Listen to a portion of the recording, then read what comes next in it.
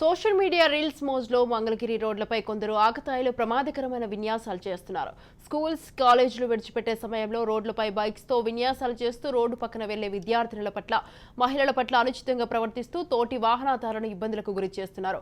Mangalagiri Gautam Buddha road, Mangalagiri TIDCO సముదాయాలు, bypass road, Vaddeswaram నుండి AIIMS కు వచ్చే రోడ్డు ప్రాంతాలలో యువకులు బైక్ విన్యాసాలతో పెట్టరేగిపోతున్నారు.